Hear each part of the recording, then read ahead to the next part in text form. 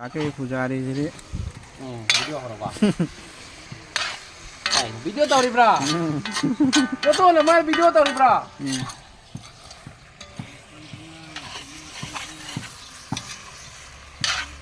Nam kaji nggak? Ini prosesnya ambil nama di sini. Sidi na tidak sebelum nama nih.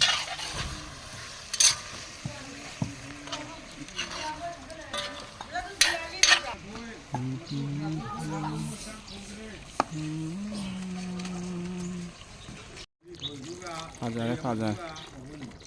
Banyak sih pujari sila ya. Pujari situ nih deh pak.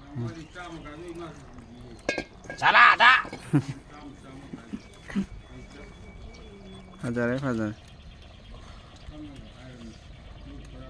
Nang habi anu hona badai di horen. Put el tai bijoy. Nang mari.